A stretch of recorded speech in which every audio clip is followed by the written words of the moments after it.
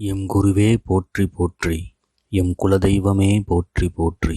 அனைத்து ஜோதிட நண்பர்களுக்கும் சகோதரிகளுக்கும் அடியனின் அன்பான வணக்கங்கள். நான் ஜோதிடர் மணிவண்ணன். இந்த பதிவில் வாழ்க்கையில் எவ்வளவோ வேண்டுதல்களும் பரிகாரங்களும் செஞ்சு இதுவரை எந்த பலனும் இல்லைங்க, கஷ்டம்தான் மிச்சம்னு சொல்கிறவங்களுக்கும், வாழ்க்கையில் நேர்மையாக எப்படியாவது பொருளாதார ரீதியாக முன்னேறி கொஞ்சமாவது நம்ம பிள்ளைங்களுக்கு சேர்த்து வச்சுட்டு போகணும்னு ஆசைப்படுறவங்களுக்கும், என்னுடைய வேண்டுதல்கள் எப்போதான் நிறைவேறும்னு காத்துக்கிட்டு இருக்கவங்களுக்கும் தேவையான சித்தர்கள் சொல்லி வச்ச வழிபாட்டு முறையைத்தான் பார்க்க போகிறோம். அனைத்து தனங்களும் பெற்று தன்னிறைவு வாழ்வை அடைய வழிகாட்டும் தனதாரை, தன ஓரை, தனராசி, தன ஓரையில் தனராசி பற்றியும், எந்த நட்சத்திரக்காரர்கள் எந்த நேரத்தில் எந்த தெய்வத்தை வழிபட வேண்டும் என்றும் பல ஞானிகளும் சித்தர்களும் சொன்ன மறைஞான விஷயத்தையே இந்த பதிவில் பார்க்க போகிறோம். எம் குருவின் அருளோடு வழங்கும் இந்த பதிவு பற்பல மனிதர்களின் வாழ்வை மாற்றும் என்றும் அதற்கு நான் ஒரு கருவியாக இருக்க வாய்ப்பு வழங்கிய பிரபஞ்சத்திற்கும் நன்றிகள் கோடி.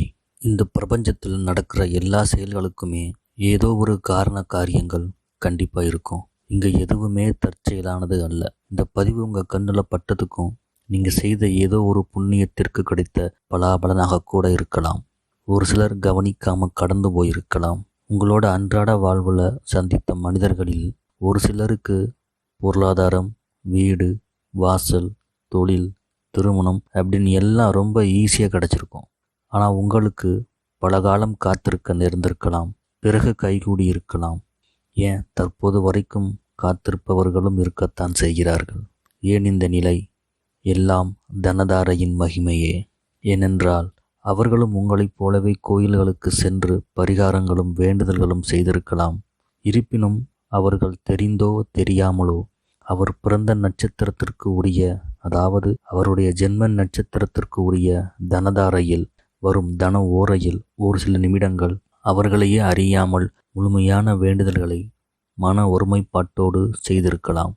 ஆம், எவர் ஒருவர் தன் ஜென்ம நட்சத்திரத்திற்கு உரிய தனதாரையில் வரும் தன ஓரையில் தனக்குரிய தனநாதனை வழிபடுகிறார்களோ அவர்கள் பொருளாதாரத்தில் மட்டுமல்ல, ஒரு மனிதன் வாழத் தேவையான அனைத்து விஷயங்களுமே கிடைக்கப் பெறுவார்கள் என்பதே சித்தர்களின் வாக்கு. இத்தகவல்கள் ஏற்கனவே உங்களுக்கு தெரிந்திருக்கலாம். பலர் இதை பற்றி தெரிவித்திருந்தாலும் ஒரு சிலரை தவிர வேறு யாரும் முழுமையான தகவல்களை தரவில்லை என்பதே உண்மை. ஏனென்றால் ராகு பகவான் மற்றும் கேது பகவானுக்கு ஒரு நாளில் வரும் ஓரைகளில் இடமில்லை. ஆதலால் ராகு பகவான் மற்றும் கேது பகவான் ஆட்சிக்குட்பட்ட நட்சத்திரத்தில் பிறந்தவர்களுக்கு உரிய தனதாரையை கணிப்பதில் சிரமங்கள் இருந்திருக்கலாம். ஆயினும் பல வருட ஆராய்ச்சியிலும் அனுபவத்திலும் கண்டுணர்ந்த அரிய தகவல்களை இங்கு தர உள்ளோம். தவிர்க்காமல் தொடர்ந்து இப்பதிவை பார்த்து பயன்பெறுங்கள் நண்பர்களே. முதலில் ஓரை என்றால் என்ன? ஓரை என்றால் நேரம் என்று பொருள். ஒரு நாளில் சூரிய உதயத்திலிருந்து மறுநாள் சூரிய உதயம் முன்பு வரை உள்ள 24 மணி நேரத்தை 24 ஓரைகளாக பாவிக்கப்பட்டு ஒவ்வொரு ஓரைக்கும் ஒவ்வொரு கிரகங்களின் ஆதிபத்தியம் கொடுக்கப்பட்டுள்ளது. உதாரணமாக ஞாயிற்றுக்கிழமைகளில் சூரிய உதயம் சுமார் 6 மணிக்கு என்று வைத்துக்கொண்டால் அன்று முதல் 1 மணி நேரம், அதாவது காலை 6 மணி முதல் 7 மணி வரை உள்ள அன்றைய தினத்தின் அதிபதியான சூரியனின் ஓரை, அதாவது சூரிய ஓரை என்றும், அதைத் தொடர்ந்து வரும் 7 to 8 சுக்கிர ஓரை என்றும், 8 to 9 புதன் ஓரை என்றும், 9 to 10 சந்திர ஓரை என்றும், 10 to 11 சனி ஓரை என்றும், 11 to 12 குரு ஓரை என்றும், 12 to 1 செவ்வாய் ஓரை என்றும், மறுபடியும் 1 முதல் 2 வரை உள்ள 1 மணி நேரம் சூரிய ஓரை என்று தொடர்ந்து வந்து கொண்டிருக்கும். ஒரு குறிப்பிட்ட ஓரை ஒரு நாளில் அதிகபட்சமாக 3 முறை வரலாம். சரி, தாரை என்றால் என்ன? தாரை என்பதற்கு மலை என்று பல பொருட்கள் இருந்தாலும் இங்கு தாரை என்பது நட்சத்திரத்தை குறிக்கும். அதாவது 27 நட்சத்திரங்களும் பொதுவாக 27 தாரைகள் என்றே நம் முன்னோர்கள் அழைத்தனர். தனம் என்றால் பொருளாதாரம், பணத்தை மட்டும் குறிப்பதல்ல. ஒரு மனிதன் சந்தோஷமாக வாழ்வதற்கு தேவையான அனைத்துமே தனம் என்று கொள்ளலாம். உதாரணமாக பணம், வீடு, நிலம், வாகனம், புகழ், திருமணம், குழந்தைகள், உறவுகளின் அன்புகள், கடனற்ற வாழ்வு என அனைத்துமே தனங்களே. ஆக தனதாரை என்றால் ஒருவருக்கு வாழ்வதற்கு தேவையான அனைத்து தனங்களையும் வழங்கக்கூடிய நட்சத்திரம் என்று பொருள். அந்த சக்தியை இறைவன் ஒருவருடைய ஜென்ம நட்சத்திரத்திற்கு இரண்டாவதாக வரும் நட்சத்திரத்திற்கே வழங்கியுள்ளார் என்பதே ஜோதிட மறைஞானமும் சித்தர்களின் வாக்கும் கூட. தனத்தைப் போலவே கடனை வழங்கவும், விபத்தை வழங்கவும், க்ஷேமத்தை வழங்கவும், மரணத்தை வழங்கவும் என ஒவ்வொரு நட்சத்திரத்திற்கும் ஒவ்வொரு பொறுப்புகள் கொடுக்கப்பட்டிருக்கிறது. தனதாரையை பொறுத்தவரையில் ஒருவருடைய ஜென்ம நட்சத்திரத்திற்கு இரண்டாவதாக வரும் நட்சத்திரமே தனதாரை என்றும், அந்த நட்சத்திரத்தின் அதிபதியே அந்த ஜாதகருக்கு வேண்டும் தனங்களை வழங்கும் தெய்வமாகும். அவர் எவ்வாறு எப்போது வணங்க வேண்டும் என்றால், தனத்திற்கே அதிபதியாம் மகாலட்சுமி தேவி அவர்களின் பரிபூரண ஆசி பெற்ற தினம் வெள்ளிக்கிழமை. ஆகையால் ஒவ்வொரு வெள்ளிக்கிழமைகளிலும் உச்சி பொழுதுக்கு முன்பு வரும் ஓரைகளில் தங்களுடைய தனதாரையில் தங்களுடைய தனநாதனை அதிகாலையில் எழுந்து குளித்து முடித்து பூஜை அறையை அலங்கரித்து தீபமேற்றி குலவிளக்காக இருந்தால் இன்னும் சிறப்பு. தங்களுடைய வேண்டுதல்களை குறைந்தது 11 நிமிடமாவது மௌனமாக தியான நிலையில் அமர்ந்து தொடர்ந்து வேண்டுவோருக்கு வேண்டியது கிடைத்தே தீரும் என்பது அனுபவ உண்மை. பூஜை அறை இல்லாதவர்கள் அருகில் உள்ள கோவிலுக்கு சென்று விநாயகரையோ அல்லது தங்களுக்கு பிடித்த தெய்வங்களையோ குறைந்தது 2 விளக்குகள் ஏற்றி வழிபடுவதும் 11 முறை வலம் வருவதும் சிறப்பு.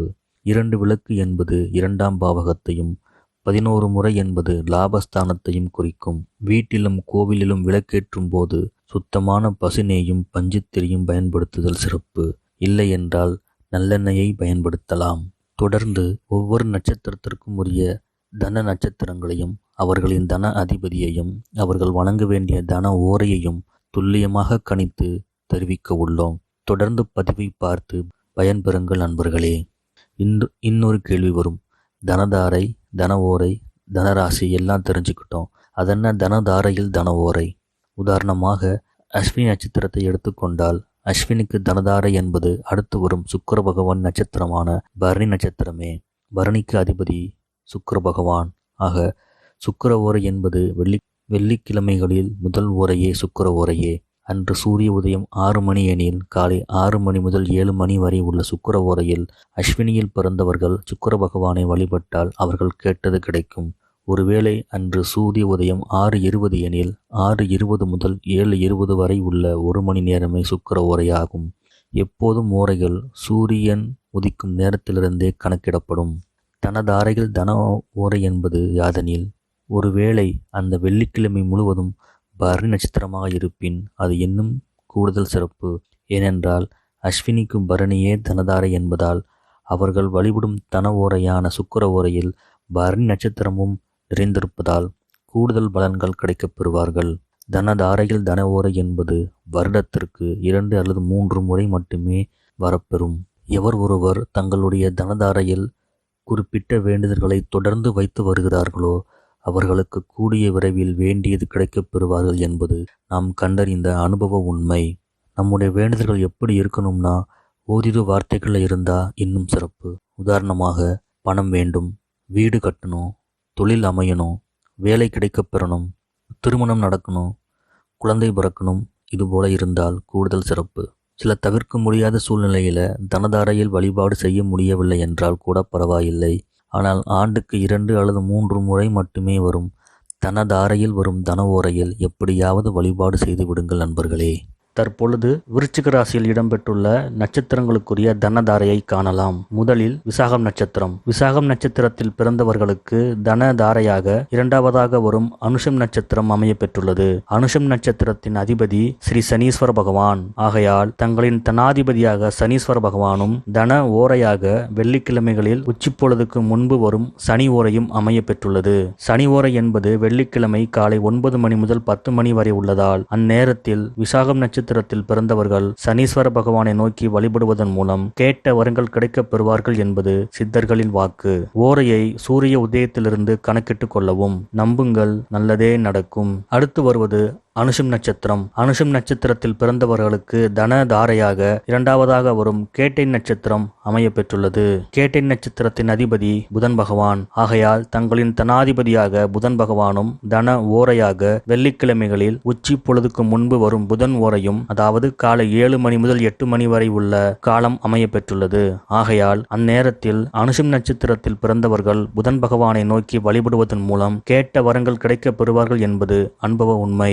ஓரையை சூரிய உதயத்திலிருந்து கணக்கிட்டுக் கொள்ளவும். நம்புங்கள், நல்லதே நடக்கும். அடுத்தது கேட்டை நட்சத்திரம். கேட்டை நட்சத்திரத்தில் பிறந்தவர்களுக்கு தன தாரையாக, அதாவது இரண்டாவதாக வரும் மூலம் நட்சத்திரமே அமைய பெற்றுள்ளது. மூலம் நட்சத்திரத்தின் அதிபதி கேது பகவான். ஆனால் தினசரி வரும் 24 ஓரைகளில் கேது பகவானுக்கு இடமில்லை என்பதால் மூலம் நட்சத்திரம் இடம்பெற்றுள்ள தனுசு ராசி மண்டலத்தின் அதிபதியான குரு பகவானே தங்களின் தனாதிபதியாக ஞானிகள் கண்டுணர்ந்து கூறியுள்ளனர். ஆகையால் வெள்ளிக்கிழமைகளில் உச்சி பொழுதுக்கு முன்பு வரும் குரு பகவானின் ஆதிபத்தியம் கொண்ட குரு ஓரைகளான அதிகாலை 3 மணி முதல் 4 மணி வரை உள்ள காலத்திலும் அல்லது காலை 10 மணி முதல் 11 மணி வரை உள்ள காலத்திலும் குரு பகவானை நோக்கி ஆத்மார்த்தமாக வழிபாடு செய்வதன் மூலம் கேட்ட தனங்களை பெற்று தன்னிறைவு வாழ்வை வாழ்வார்கள் என்பதில் எவ்வித ஐயமும் இல்லை.